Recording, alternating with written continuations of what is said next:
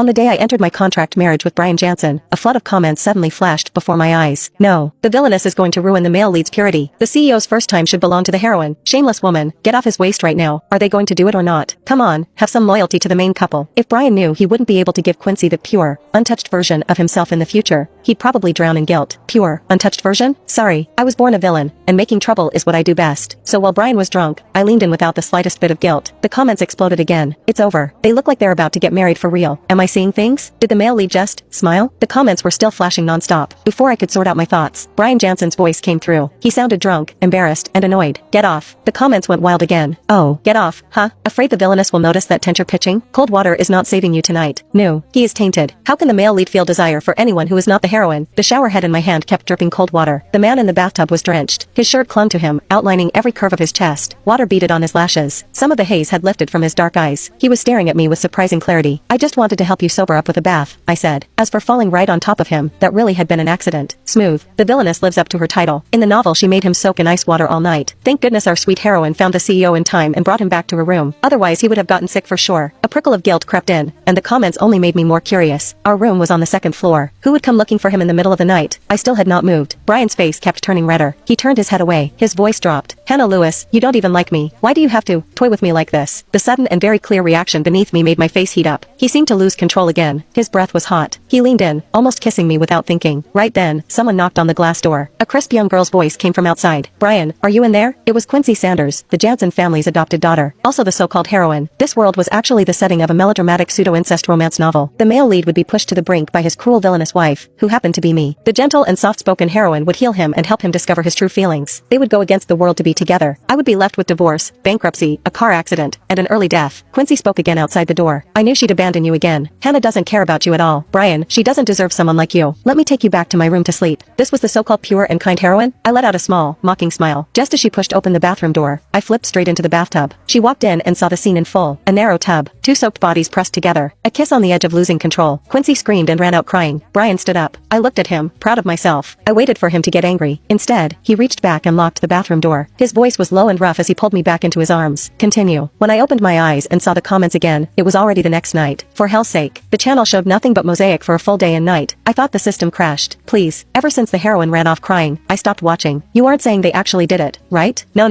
My pure male lead is ruined. Forget it. I give up. The chemistry is too good. My imagination is running wild. I sat up, baring my teeth in pain. Someone had already changed me into clean pajamas. Even so, they could not hide the glaring marks all across my neck. I cursed Brian 1,000 times in my head. I turned my head. A sticky note was stuck to the lamp on the nightstand. To unlock the full story for free, visit the link in my bio to download TikTok, search for the number in this video, and discover more exciting content.